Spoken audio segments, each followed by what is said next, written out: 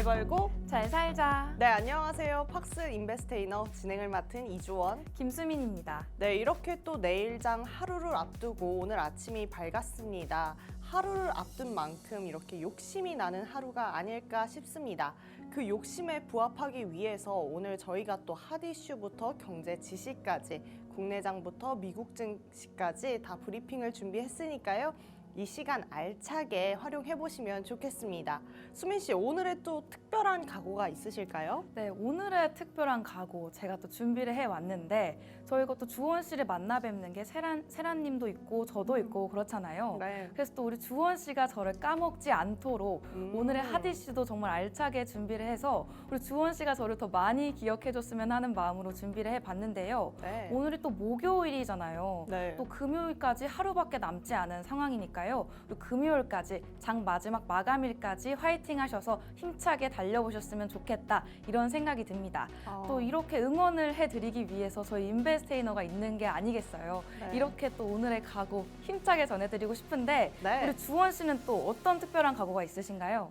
수민 씨가 말씀 잘하신 것 같아요. 제가 어제도 우리 세란 씨와 수민 씨의 이름이 헷갈려서 좀 버벅대는 시간도 있었거든요. 네. 그만큼이나 우리 수민 씨가 저한테 좀 각인이 될 만큼 중요한 핫 이슈 가져오셨으면 좋겠다라는 네. 생각이 들고 그만큼이나 저도 수민 씨에게 각인이 될 만큼 좋은 소식들 많이 준비해야겠다. 그래서 시청자 여러분과 더불어 상생하는 그런 모습을 보여드려야겠다라는 게 저의 각오입니다. 네, 맞습니다. 또 세란 씨와 수민이가 헷갈리지 않도록 멋진 모습들 많이 보여드릴 테니까요. 오늘도 끝까지 시청해주시면 좋겠고요. 우리 주원 씨도 각인되는 모습을 보여줘야겠죠. 오늘의 첫 번째 소식 국내 증시 브리핑은 우리 주원 씨가 준비해 주셨죠? 네, 맞습니다. 어제장에서 우리 코스피, 코스닥 모두 빨간불 켜며 상승 마감했습니다. 코스피 같은 경우에 침체 우려로 인한 패닉이 좀 진정되는 모습이었고요. 이에 외국인 선물 대규모 순매수 이뤄졌습니다. 미국 주식시장에서는 경기 침체, AI 이익 우려 모두 완화되면서 저가 매수세 유입되며 반등하는 모습 보여줬고요. 애틀랜타 연은에서는 GDP 나후 3분기 수정치가 2.9%로 상향 조정됐습니다. 2분기 2.8%보다도 높은 수치입니다. 메리데일리 샌프란 연은 총재는 실업률이 아직은 좀 낮은 편이라며 허리케인 영향의 임시 해고 증가를 원인이라고 꼽았습니다. 더불어서 팔란티어가 호실적을 발표하면서 AI 플랫폼인 AIP AI 서비스에 대한 수요도 확인되었습니다. 엔비디아를 포함한 M7 하락 원인 중 하나였더니 AI 이익 전환 우려 역시 일부 해소되면서 빅테크주들 반등 보였습니다. 침체 우려와 AI 우려 모두 완화되면서 주식시장 낙폭 축소했고요. 10년물 금리 역시 3.9%로 복귀하는 모습 보여줬습니다. 코스피는 저가 매수세 지속적으로 유입되면서 삼성전자, 헬스케어, 밸류업 등 상승하며 시총 상위주, 대형주 위주의 반등이 보여졌습니다. 8월 순매도 일관 지속하면서 하방 압력 부여한 이 외국인들도 오전 선물 11,000계약 이상의 대규모 순매수 보여줬고요. 더불어서 대왕고래 탐사 시추를 위한 용역 계약 체결 소식과 연말부터 시작되는 시추 작업 돌입 계획에 모멘텀 부각되면서 지속될 전망으로 보여집니다. 삼성전자는 장전 HBM3 8단 테스트 통과 보도로 회사는 이를 부인하기는 했으나 기대감과 저가 매수세 유입되었습니다. 헬스케어 부문으로는 금리 인하 대표 수혜가 어쨌든 좀 부각되는 모습이었고요. 미 대선 리스크도 적다는 점에서 강세에 이었습니다. 이에 셀트리온 엄청난 호실적 발표하면서 강세 보여줬습니다. 화장품 보도록 하겠습니다. 아모레퍼시픽 2분기 실적 예상치 대폭 하회하면서 업종 전반의 투심이 부진한 모습이었는데요. 이에 외국인 대규모 순매도 피할 수가 없었습니다. 패닉 진정된 이후에 아모레퍼시픽과 이 LNF 등 실적 쇼크 업종은 낙폭을 더욱 강하게 보여줬고 지수 대비 부각되는 양상 보여졌습니다. 반면 미래에셋증권은 자사주 1,000만주 매입과 소각 소식에 카카오뱅크는 밸류업 자율공시 예정 소식에 반등 부각되었습니다. 어쨌든 계속해서 낙폭 과대에 따른 저가 매수세 유입될 때에도 옥석 가리기는 진행될 흐름으로 보여지고요. 여전히 중요한 실적과 이 주주 환원, 하지만 엔캐리 트레이드는 청산 영향이 계속해서 잔존할 영향으로 보여집니다. 더불어 미국 CPI, 엔비디아 실적 등 8월 내 변동성 장세는 지속될 전망입니다. 같은 시각 코스닥도 한번 보도록 하겠습니다. 코스닥 또한 매크로 불확실성 완화에 강세 보여줬는데요. 실적에 따라 업종별 수익률은 차별화되는 모습 보여줬습니다. 금리 인하 기대감, 코로나19 재유행, 셀트리온 호실적 등 일단 호재가 계속해서 제약 바이오 강세 보이게 하면서 지수 견인해주는 모습 보여줬습니다. 반면 대표주 실적 실망에 게임주, 2차 전지주는 지수 대비 부진한 모습 보여줬습니다. 더불어 원달러 환율은 글로벌 금융시장 안정되면서 1.2원 하락했고 아시아 증시는 상승했습니다. 여기까지 국내 증시 한번 알아봤고요. 간밤에 미국 증시 어땠는지 우리 수민 씨가 한번 말씀해 주세요. 네, 미국 증시 브리핑도 준비를 해봤습니다. 먼저 3대 지수부터 볼 텐데요. 다우존스 지수는 0.6% 하락하면서 38,763.45에 마감했고요. 나스닥 지수도 1.05% 하락하면서 16,195.81로 마감했습니다. S&P 500 지수는 0.77%, 40.53포인트 하락하면서 5,199.50에 마감했습니다. 앞서 주원 씨가 말씀해 주셨듯이 삼성전자 주가가 어제 무려 3.03% 상승 마감했습니다. 그리고 어제 일본은행 부총리가 금융시장이 불안정한 상황에서 금리 인상을 하지 않을 것이다 이렇게 밝히면서 어제 니케이 지수는 1.19%, 한국의 코스피 지수는 1.83% 상승했다고 말씀드렸죠. 이렇게 어제 국내 증시는 삼성전자가 이끌어줬고 또 당분간 금리 인상을 하지 않을 것이라는 일본은행 부총리의 발언까지 더해지면서 어제 국내 증시는 좋은 상승이 나와줬습니다. 하지만 오늘의 미국 증시는 다소 아쉬운 모습이었는데요. 어제 미국 증시 마감 이후에 실적 발표를 한 슈퍼 마이크로 컴퓨터가 오늘 무려 20.14%가 하락을 했습니다. 오늘 이렇게 슈퍼 마이크로 컴퓨터의 강한 하락이 나오기 때문에 이 엔비디아를 비롯해서 미국 반도체주에 영향이 미치게 된 건데요. 이 강한 하락이 오늘 필라델피아 반도체 지수까지 영향을 미치면서 3.09%의 강한 하락이 나오기도 했습니다. 이런 이유로 오늘 미국의 증시가 AI 반도체의 강한 하락 때문에 좋지 못하게 마감된 것 같습니다. 하지만 오늘 밤에도 중요한 발표가 기다리고 있는데요. 오늘 밤 9시 30분에는 미국 신규 실업수당 청구 건수가 발표가 됩니다. 이날 나오는 신규 실업수당 청구 건수가 24만 1,000건을 예상하고 있는 상황인데요. 또 현재 금리 인하를 앞두고 있는 현 시점에는 원래 실업수당 청구 건수가 예상치보다 많이 나와줘야 증시에 좋은 영향이다. 이렇게 평가가 되는데요. 이번 달에 미국의 고용지수와 실업률이 좋지 못하게 나오는 모습들을 보여줬기 때문에 아직까지 경기 침체에 대한 우려도 계속되고 있는 상황입니다. 이런 상황 속에서 오늘 밤에 나오는 미국 신규 실업수당 청구 건수가 최대한 적게 나오는 것이 긍정적인 것으로 보입니다. 부디 오늘 밤에 이 수치가 긍정적으로 나와주기를 바라보면서 오늘의 미국 증시 브리핑도 마감을 해보도록 하겠습니다.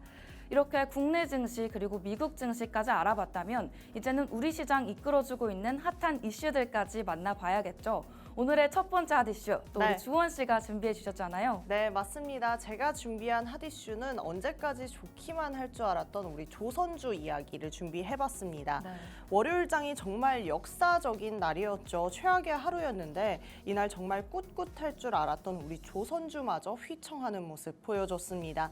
미국 경제 침체가 커지면서 우리 국내 시장의 급락한 상황에 조선 종목 업종별 주가가 하락폭을 크게 나타냈습니다.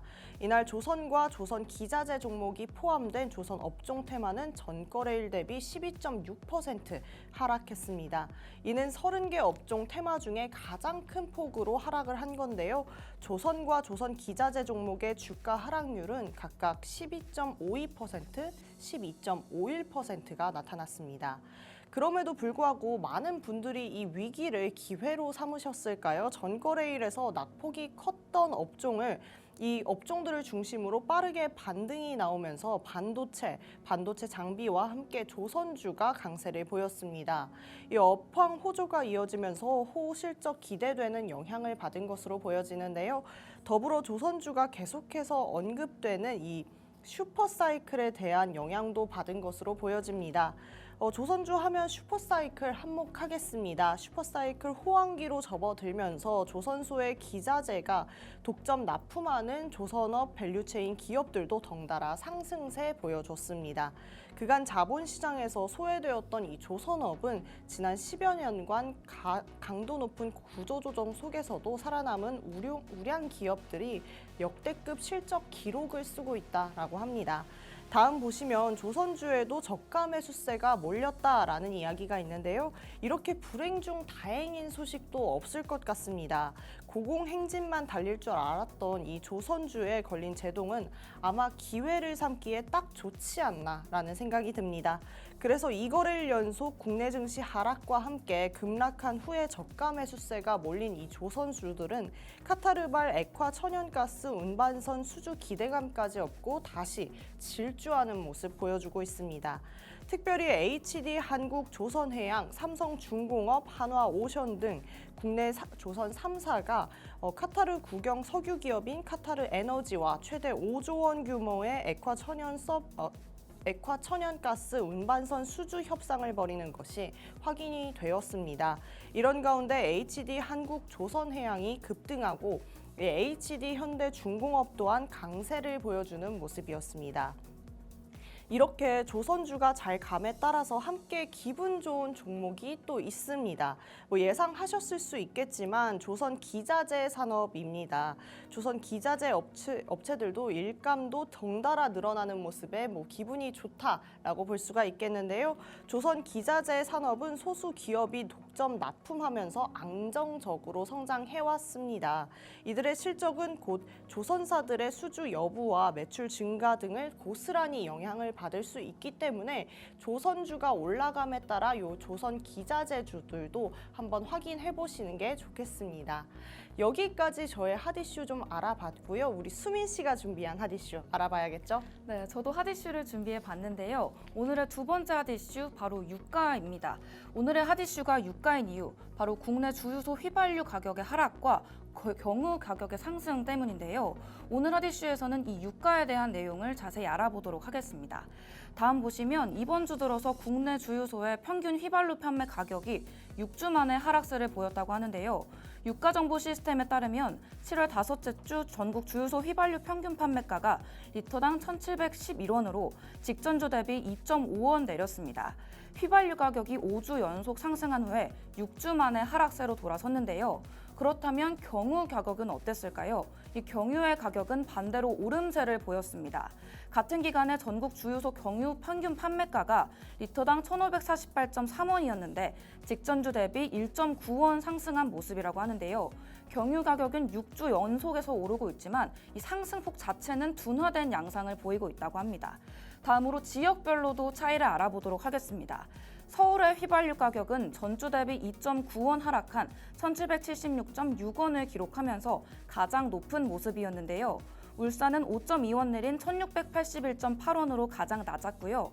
알뜰주유소가 가장 저렴한 가격인 1,685.7원을 기록했고 GS칼텍스 주유소가 1,720.4원으로 최고가를 기록했습니다. 경유는 서울이 1,635원으로 가장 비쌌고요. 제주가 1,601원으로 그 뒤를 이었습니다. 이러한 유가 상황, 그렇다면 국제 유가와는 어떤 관련이 있는지 보도록 하겠습니다. 이번 주 국제 유가는 주요국의 경기 부진 우려로 인해서 4주 연속 내림세를 보여주고 있는데요. 하지만 중동의 지정학적 리스크가 고조되면서 낙폭은 제한적일 것으로 보고 있습니다. 국제 휘발유 가격은 0.6달러 내린 89.6달러, 국제 자동차용 경유는 1.1달러 내린 95.8달러였습니다. 국제 유가의 변동이 통상 2에서 3주 동안 시차를 둔 뒤에 국내에 반영이 되기 때문에 이 부분도 보시면 좋을 것 같고요. 그렇다면 앞으로의 전망은 어떨지 보도록 하겠습니다. 유리업계 관계자는 국제유가의 하락분 그리고 원달러 환율의 약세가 이 국내 판매가에도 영향을 미쳤다. 이렇게 풀이하는 모습을 보여줬고요. 당분간 국내 기름의 하락세가 이어질 것이다. 이렇게 예상을 했습니다. 하지만 지정학적 리스크 등의 변수도 고려해야 한다고 전했는데요. 앞으로 유가가 어떻게 변동할지 계속해서 지켜볼 필요가 있겠습니다. 이렇게 주원 씨의 조선주부터 저의 유가 이슈들까지 우리 시장을 이끌어주고 있는 뜨거운 핫 이슈들도 알아봤는데요. 그렇다면 이 이슈들을 우리 생활 속에도 적용해보는 시간 가져보면 좋을 것 같습니다. 오늘은 또 어떤 단어들로 저희를 찾아오셨는지 주원 씨에게 한번 여쭤보도록 할게요. 네, 실생활에서 바로 적용 가능한 생활 속의 경제 이야기 시간이죠. 오늘도 새로운 용어들 가지고 왔는데요. 수민 씨 혹시 여태까지 저희가 했던 모든 용어들 다 기억하시나요? 기억이 안 나는 것도 있고 나는 그쵸? 것도 있고 맞죠. 복습이 필요한 타이밍 같아요. 맞습니다. 저의 마음을 딱 아시네요. 네. 그래서 조금은 뭐 복습하는 용어도 가지고 와봤고요. 오늘 알고 계셨다면은 저 용어 저랬었지라고 다시 한번 확인하시고 처음 들어보신다면 다시 기억해 보시는 시간 되셨으면 좋겠습니다. 먼저 디드로 효과에 대해서 이야기해 보도록 하겠습니다. 디드로 효과는 하나의 새 물건을 구입하고 그거에 어울리는 다른 물건을 계속해서 구매하게 되는 현상인데요. 예를 들어서 새 옷을 사면 그 옷에 맞는 신발이나 액세서리를 사게 되는 것이 이 예시라고 볼 수 있겠습니다. 이 현상은 소비자가 필요 이상의 지출을 하게 만들기 때문에 경제 활동에서 흥미로운 영향을 끼친다라고 볼 수 있겠습니다. 디드로 효과 뭔가 공감되는 말이 많은 것 같은데요. 네. 옷 사면 또 신발 사고 싶고 또 신발 사면 다른 것도 사고 싶고 이런 맞죠. 것들이 이런 디드로 효과로 설명된다는 게 재미있는 부분인 것 같습니다. 그렇다면 이번에는 복습 단어인데요. 다음 단어는 빅맥 지수입니다. 저번에도 말씀드렸지만 이 지수를 들으니까 정말 배가 고파지는 것 같은데요. 이 빅맥 지수는 각국의 통화 가치 그리고 구매력을 비교하기 위해서 빅맥 햄버거 가격을 사용하는 경제 지표입니다. 이 경제학자들은 이 지표를 통해서 환율이 적정한지 이런 여부들을 판단해 볼 수가 있고요. 빅맥 지수가 이 경제 복잡성을 간단하게 설명하는 데 유용한 도구라고 합니다. 그렇군요. 그럼 제가 이번에 소개해드릴 단어는 풍선 효과인데요.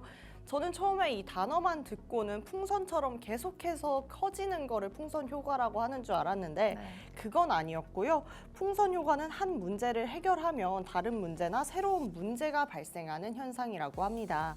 예를 들어서 범죄 단속을 강화하면 다른 지역으로 이 범죄가 이동하거나 새로운 형태의 범죄가 나타나는 것처럼 이 효과는 정책 결정에 고려해야 하는 중요한 요소라고 합니다. 네, 맞습니다. 이렇게 정책 결정에 중요한 요소들이 반영이 되는 만큼 이 풍선 효과에 대해서도 알아보시면 좋을 것 같고요. 다음으로 알아볼 단어는 바로 티핑 포인트입니다. 저는 이 시간에 이 티핑 포인트라는 단어를 처음 알게 되었는데 이 티핑 포인트에 대해서 오늘 알려드리도록 하겠습니다. 이 티핑 포인트는 작은 변화가 큰 영향을 미치는 임계점을 말하는데요. 사회적 현상이나 시장 변화에서 한계점을 넘어서게 되면 급격한 변화를 일으킬 수가 있습니다. 이러한 개념들이 경제나 사회 변화를 예측하고 대응하는 데 중요한 개념이라고 합니다.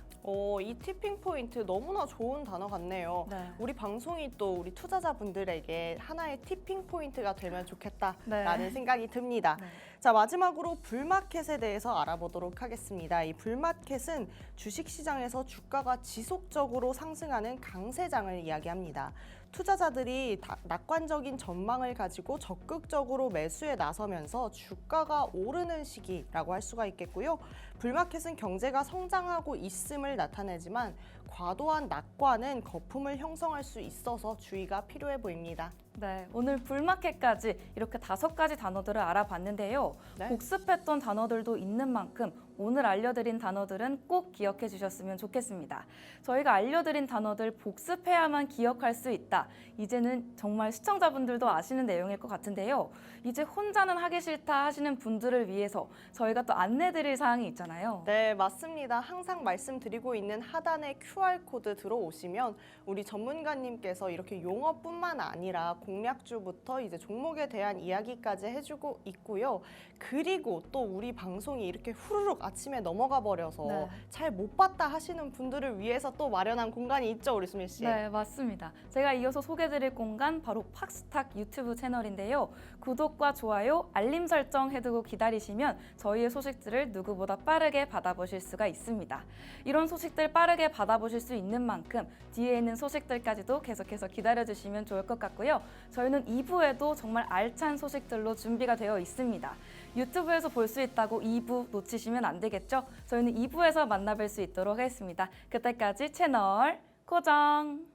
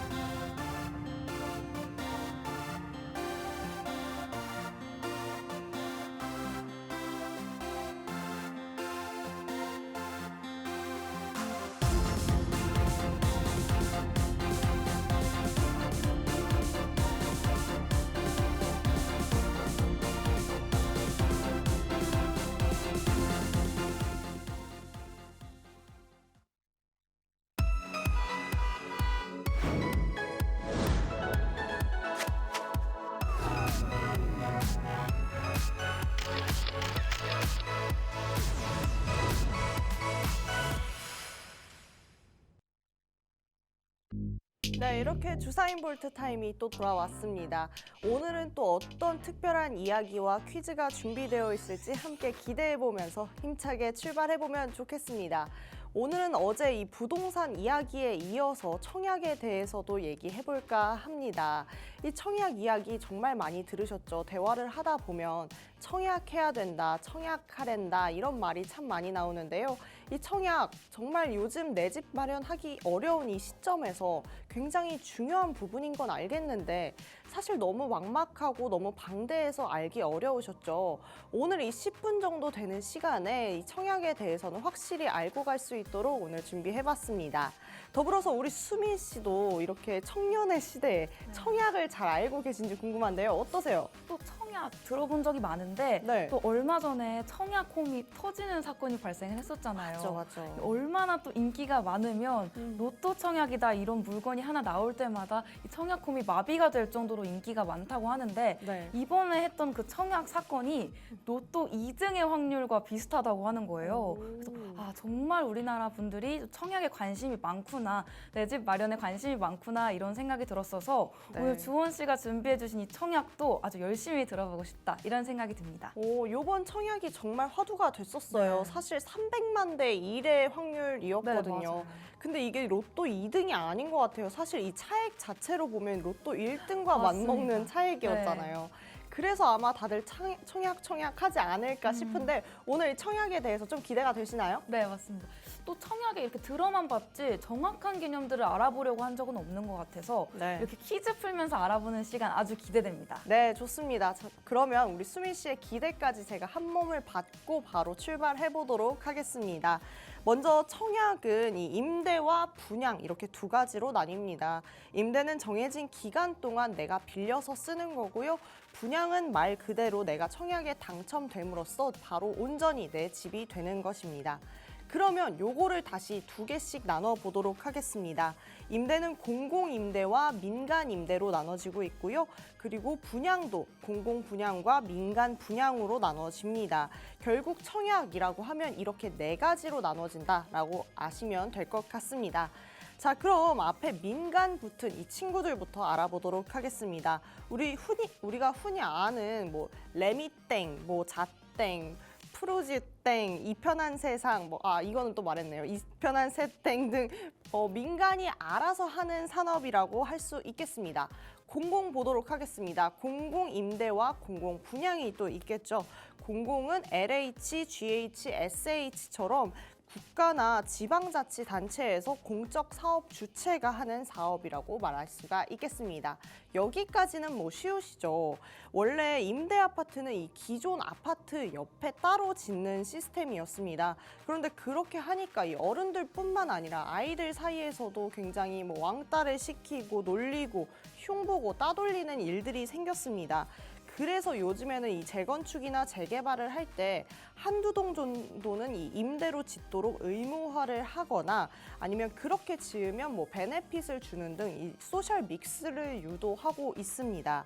그래서 장기 전세와 행복주택은 기존 임대와 다르게 이 도심에 있는 일반 아파트가 섞여 있습니다. 제가 이 하트를 붙인 거는 뭐를 가리려고 한 건 아니고요. 이렇게 함께 사랑하면서 나누자 이런 의미입니다.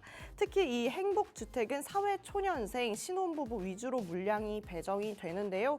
웬만한 이 자취방과 월세는 굉장히 비슷한데 퀄리티 차이가 굉장히 많이 나서 우리 사회초년생들에게는 꼭 필요한, 정말 꼭 당첨되고 싶은 부분이 아닌가 싶습니다. 더불어서 조금 팁을 드리자면 이 사회초년생들이 여기를 지원을 빨리 하셔야 되는 게 좀 자리를 잡을 때쯤 되면 이 기준 소득을 넘어버리는 경우가 있거든요. 그래서 이 기회를 빨리 잡으셔야 되지 않을까 싶습니다. 그런데 나는 이렇게 공공임대 싫다 하시는 분들은 민간임대로 가시면 됩니다. 뭐 아까 수민 씨가 살짝 말씀하시긴 했지만 이 민간임대 같은 경우에는 청약홈에서 신청할 수가 있겠고요. 공공임대 같은 경우에는 이렇게 GH, SH, LH에서 신청하시면 되겠습니다. 그래도 결국 우리의 뭔가 테크는 결국 내 집을 사고 내 집 마련을 하는 것이잖아요. 그렇기 때문에 뭐 분양을 안 볼 수가 없겠죠. 분양 같은 경우에도 공공 분양과 민간 분양으로 나눠집니다. 요 공공 분양, 민간 분양 모두 특별 공급과 일반 공급으로 나눠지는데요. 먼저 이 특별 공급부터 보도록 하겠습니다. 특별 공급 같은 경우에는 뭐 어쨌든 신혼부부, 생애 최초, 그리고 다자녀, 노부모 부양, 기관 추천까지 있습니다. 이는 공공분양과 민간분양 모두 분야가 같습니다. 그런데 이 선정 방식이 상이합니다. 신혼부부 특공은 말 그대로 이 신혼부부를 위한 전형이다라고 말씀드릴 수 있겠는데요. 언제까지가 신혼부부예요 하시면 혼인 후 7년 이내입니다. 뭐 재혼도 조건에 따라서 신혼으로 인정되기도 합니다. 신혼 특공에서는 공공과 민간의 큰 차이점이 어떻게 되냐면요. 공공은 예비 신혼도 가능합니다. 다시 말해서 아직 결혼은 안 했는데요. 앞으로 결혼할 거예요 라고 하시는 분들에게도 뭐 제공이 가능하다라고 합니다. 수민 씨, 이 예비 신혼 특공에 대해서 알고 계셨나요? 예비 신혼이라고 하면은 네. 결혼식장을 예약하면 예비 신혼이 되는 건가요? 그렇지 않아요. 그냥 결혼을 할 거다 이렇게 네. 약속만 하면 되는 거거든요. 너무 신기한 것 같아요. 뭔가 예비 네. 신혼도 가능하다. 뭔가 신혼 부부들을 배려해주려는 이 공공기관의 뭐 면모가 보이지 않나 이런 생각이 드는데요. 맞습니다. 신혼부부 뭐 집 없으면 결혼해라 이런 게 될 수 있겠는데 우리 수민 씨 욕심 나시나요? 욕심 나는데요. 예비 욕심 나요? 신혼이 되고 싶은데요. 저도 예비 신부, 이거 없어도 예비 신부 되고 싶습니다. 네, 그럼 바로 넘어가 보도록 하겠습니다. 자, 생애 최초는 말 그대로 어쨌든 생애 처음으로 집을 사는 사람들을 이야기합니다. 대부분 유형들은 현재 무주택인지를 보긴 하는데요. 이것들과 다르게 이 생애 최초는 진짜 주택을 구매했던 적이 있는지를 봅니다. 그렇기 때문에 생애 최초라고 해도 1인 가구라고 하면 공공에서는 안 되고요. 민간에서도 소형만 가능합니다. 결국에는 뭐 신혼부부가 제일 좋은 어떤 조건이 아닌가라는 생각이 들 수 있겠네요. 그 다음 보시면 다자녀와 노부모 부양이 있습니다. 뭐 말 그대로 다자녀는 자녀가 많은 경우를 이야기하는데 3명 이상부터 시작을 합니다. 근데 사실상 요즘에는 뭐 2명부터도 사실 많지 않기 때문에 이 3명부터가 쉽지 않겠다라는 생각을 들고요. 이 노부모는 만 65세 이상부터가 노부모라고 말씀드릴 수가 있겠습니다. 여기에 이 기관 추천까지도 있는데요. 기관 추천에는 장애인, 국가유공자, 장기복무 군인들이 있는데 사실상 정말 혜택을 잘 받고 있는 대표적인 예시는 바로 지방 중소기업청에 신청해 주신 이 중소기업 업무하시는 분들이 아닌가라고 할 수 있겠습니다. 자, 여기까지는 말 그대로 그냥 특별 공급이었고 이제 우리가 정말 전공법으로 가시는 분들 계시겠죠. 일반 공급입니다. 어쨌든 공공 같은 경우에는 청약 통장이 뭐 얼마만큼 오랫동안 얼마나 많이 넣었는지를 보고 있습니다. 그것을 점수로 매겨서 일단 산정을 하는 것이 이 일반 공급이라고 말씀드릴 수 있겠고요. 민간의 일반 공급은 한 번 더 나뉩니다. 바로 가점제와 추첨제로 나눠집니다. 여기서 말하는 가점은 무주택 기간, 이 부양 가족 수, 청약 통장의 가입 기간 이런 것들이 포함될 수 있겠습니다. 뭐 그것들을 계산했을 때 점수가 높은 사람부터 집을 주게 되는 것이죠. 그럼 가장 수요가 많은 이 신혼부부 특공법 한 번 더 보고 가도록 하겠습니다. 같은 특공이어도 공공과 민간의 기준이 굉장히 다릅니다. 소득 자산 요건이 가장 먼저 다른데요. 이 소득 요건 자체는 아마 계속 앞으로도 차이가 날 것으로 보여지고 있습니다. 뭐 공공이 조금은 좀 타이트한 부분이 있고 민간이 비교적 널널한 부분이 있습니다. 뭐 대상 역시나 둘 다 혼인 7년 이내의 무주택 신혼부부인데 차이점은 있습니다. 아까 말씀드렸던 것처럼 공공은 예비 신혼부부도 가능합니다. 그렇지만 추후에 우리가 진짜로 결혼했어요 라는 증명을 해야 되기 때문에 사실상 뭐 요 전형을 선택하시는 분들은 그렇게 가볍게 생각할 문제는 아니다라고 말씀드릴 수 있겠습니다. 자, 그러면 당첨자를 도대체 어떻게 뽑을까요? 특별 공급은 물량 얼마만큼이나 소득 얼마만큼 이하, 뭐 이만큼의 얼마 이하 이렇게 소득을 맞춰서 물량을 배분해 둡니다. 어쨌든 뭐 공공 같은 경우에도 뭐 배분이 되어 있기는 한데요. 그런데 이제 경쟁이 시작된다라고 하면 바로 경매를 시작하고 이 1위, 2위를 구분하기 시작합니다. 그렇다면 다음 보시면 생애 최초 특별 공급이 있었겠죠. 여기도 역시나 공공과 민간의 차이는 있습니다. 공공 같은 경우에는 청약 통장에 600만 원 이상이 있어야 합니다. 거기에 더불어서 집을 샀던 경험 자체가 없어야 됩니다. 그러면서 공공은 1인 가구는 신청할 수 없다라고 합니다. 하지만 다른 기준은 거의 비슷한데 민간과 이 공공의 차이점은 여기서 나옵니다. 민간은 1인 가구가 괜찮다라는 점이 있을 수 있겠습니다. 자, 오늘 여기까지 해서 좀 청약에 대해서 말씀드려봤는데요. 사실상 뭐 젊은 층이 아니어도 지금 내 집 마련이 너무나 어려운 상황이기 때문에 이 청약에 대해서 많은 분들이 관심을 가질 거라고 생각합니다.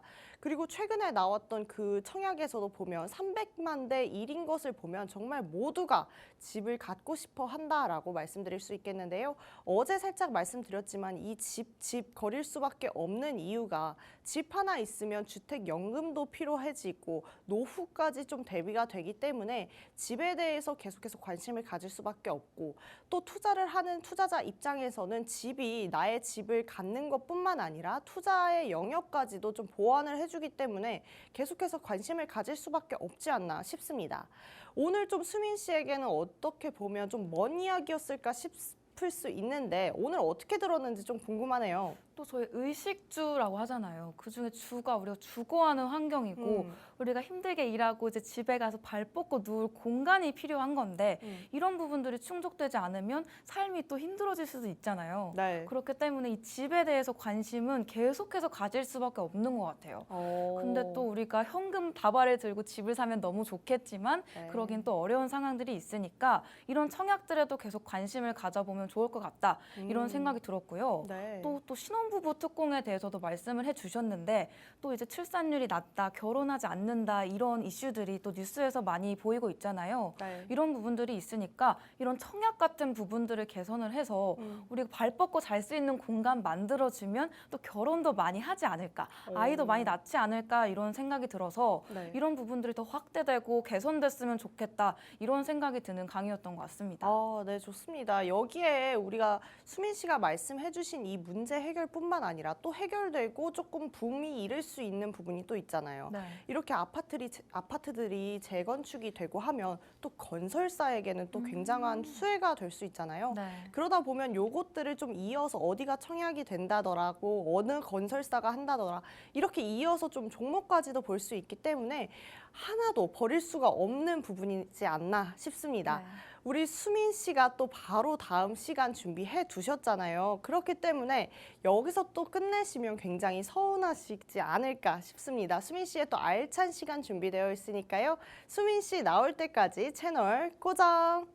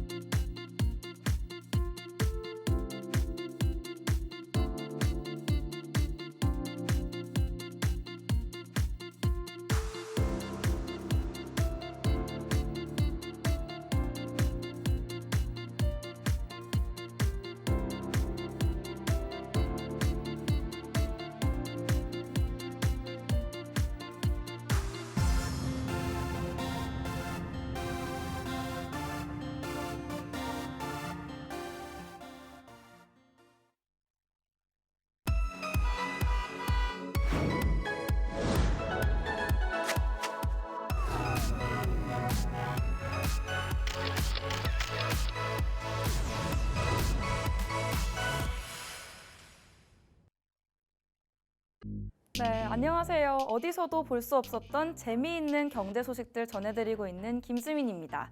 오늘의 코너 바로 수민이가 준비되어 있죠. 바로 수MC의 민감한 경제 이야기 시간인데요. 어려울 수도 있는 소식들, 내가 못 들어봤던 이야기들 자세하게 알려드리는 코너다. 이렇게 보시면 좋을 것 같습니다. 오늘의 주제, 또 수민이 시간이니만큼 우주 탐사와 우주 관광으로 준비를 해봤는데요. 최근에 이 우주 탐사와 우주 관광 이런 분야들이 점점 더 신비로운 분야들을 개척해 나가고 있고 현실화까지 이루어지고 있다고 하는데요. 여러분도 이런 우주 관광 뉴스에서 한 번쯤 들으시면서 느껴보셨을 것 같습니다. 오늘은 이 우주 탐사의 역사 그리고 현재 상황과 우주 관광의 미래까지도 알아보도록 할 텐데요. 이 들어가기에 앞서서 이 주원 씨에게 우주 관광과 우주의 이 탐험에 대해서 관심이 있으셨는지 여쭤보고 싶은데요. 이 우주 관광에 대해서 우리 주원 씨 가지고 계신 생각이 있으신가요? 저 같은 경우에는 사실 우주에 대해서 진짜 관심이 많습니다. 오, 정말요? 수민 씨가 저번에 스마트 네. 시티 말씀하셨을 때도 네. 제가 막 흥분을 해가지고 네. 제가 어릴 때 뭐 이런 것도 했고 했는데 사실 우주는 더 관심이 많습니다. 그렇구나. 우주 탐사는 모르겠고 네. 우주 관광, 그냥 관광도 좋은데 우주 관광이라고 하면은 네. 너무 설레잖아요. 네. 거기에 또 제가 이제 요즘에는 주식에 또 미쳐 있으니까 이 우주 관광이 좀 확산이 되면 또 네. 어떤 종목들이 잘 갈 수 있을지 이런 것도 막 떠오르거든요. 네.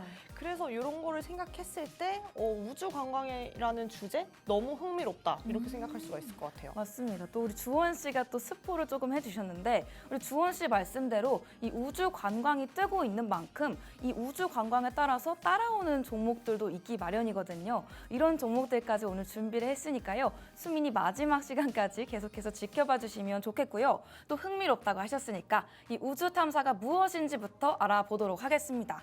이 우주 탐사가 뭔지 모르시는 분들도 계실 것 같은데요. 이 우주 탐사가 정확히 뭐냐 하면 이 우주를 연구하고 이해하기 위해서 우주 공간을 탐색하는 활동을 의미를 합니다.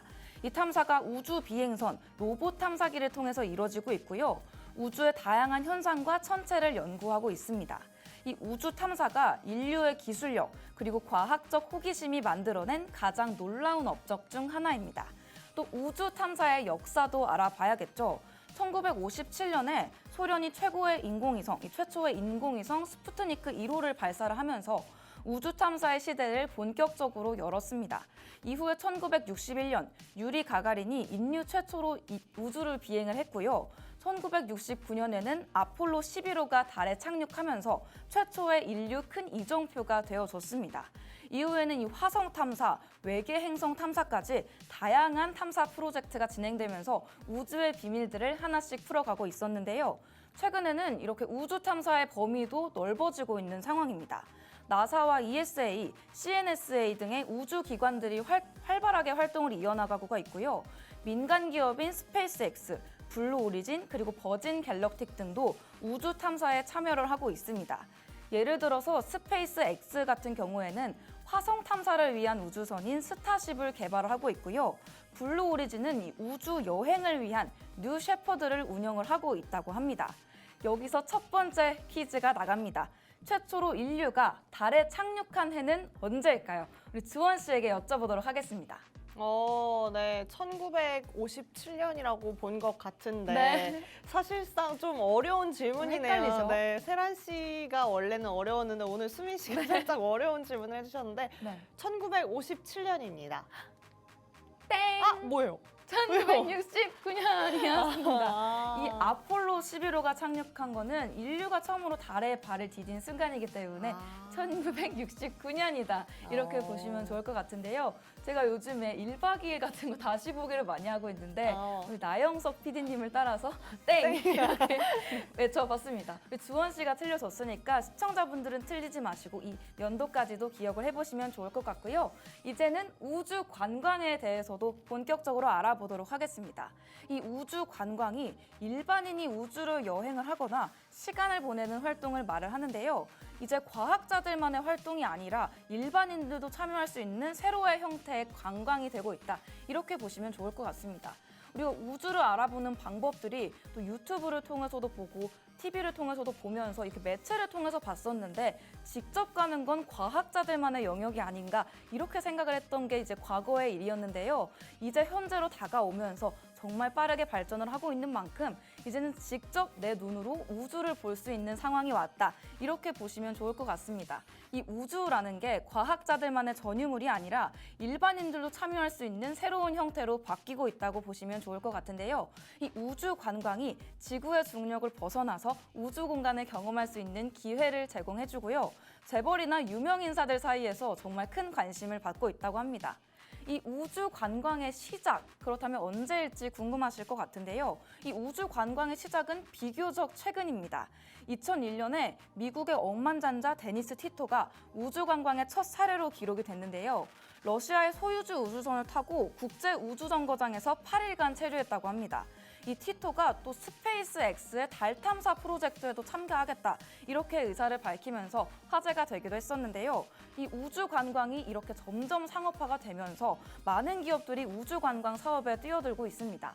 이 우주 관광이 보편화될 거다 이렇게 생각을 하니까 이 스마트폰이 떠오르는 건 저뿐일까요? 이 스마트폰이 들고 다니는 컴퓨터다 하면서 처음에는 엄청 비싸고 재벌이나 유명 인사들만 사용하는 전유물이었었는데 지금은 정말 이 스마트폰이 없는 사람이 없고 누구나 사용을 하고 있는 상황이잖아요. 이 우주 관광도 지금은 이런 재벌들, 억만장자들만 관심을 가지는 분야지만 나중에는 정말 누구나 갈 수 있는 여행으로 바뀌지 않을까, 보편화가 되지 않을까 이렇게 생각이 드는 것 같습니다.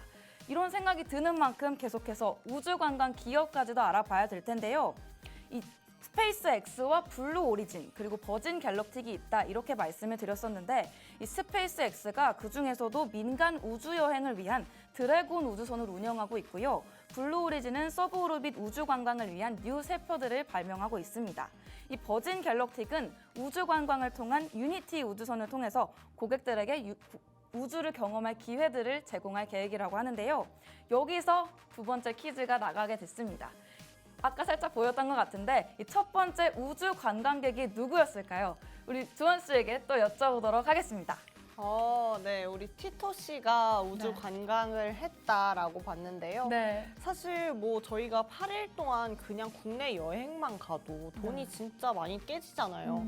그런데 우주에서 8일 동안 체류를 했고 네. 그걸 또 우주선을 타고 갔다. 이분은 도대체 억만장자긴 억만장자인데 네. 얼만큼 돈이 많았을까 싶네요. 맞습니다. 2001년에도 또 우주를 가셨는데 또 이렇게 우주를 가신 그러니까요. 데니스 티토가 정답이었고요. 정말 억만장자들만 누리는 문화인가 싶기도 하면서도 이제는 이 문화가 우리에게까지 넘어올 것이다. 이런 예상이 들기도 하는 것 같습니다.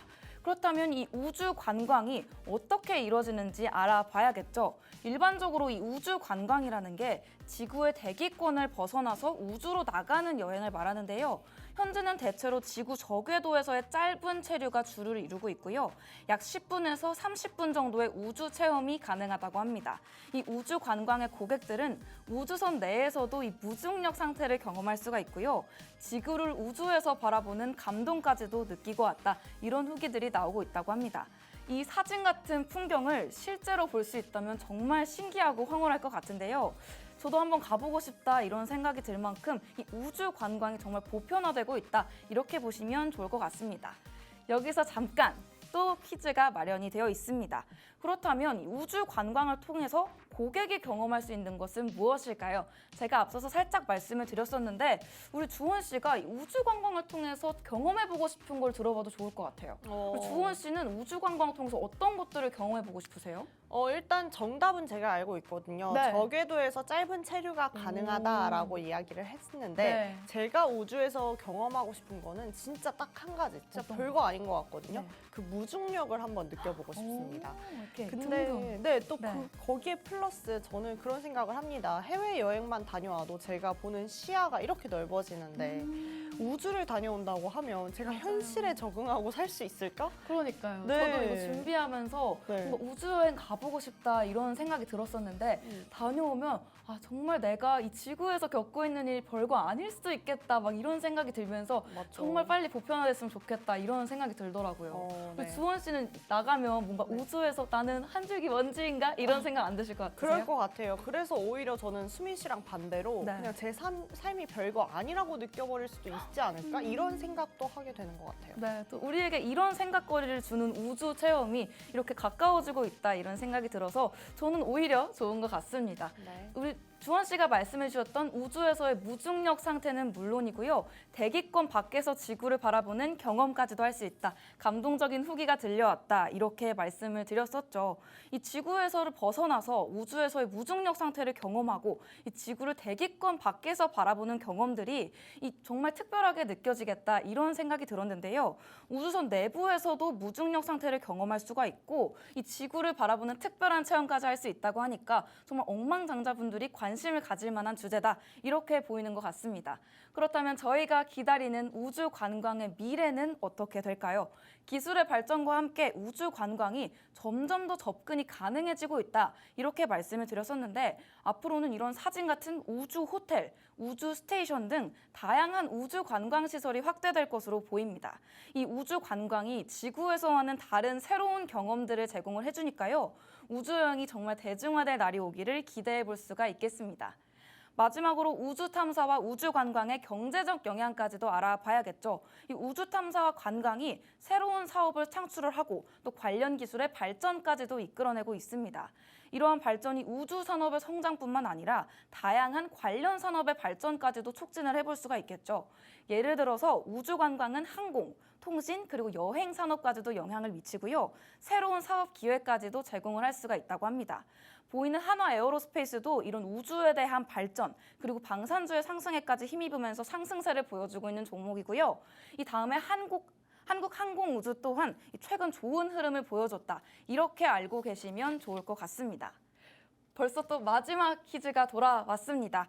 우주 탐사와 우주 관광이 경제에 미치는 주요한 영향 중 하나는 무엇일까요? 우리 주관식이라서 또 주원 씨에게 여쭤봐야 될 것 같은데 네. 정답이 뭐라고 생각하시나요? 네, 제가 좀 설명을 해보자면 네. 아까 말씀한 것처럼 한국항공우주산업이나 아니면 뭐 한화 에어로스페이스 같은 종목들은 잘 갈 수 있을 것 같아요. 네. 그래서 어쨌든 우리 투자자 입장에서는 미래를 좀 내다보고 선관을 갖고 투자하시는 분들이 많을 것 같아서 네. 이 종목 부분에서도 좀 관심을 가지실 텐데 지금 너무 시장이 변동성이 크고 너무 오르락 내리락 하는 상황에서는 네.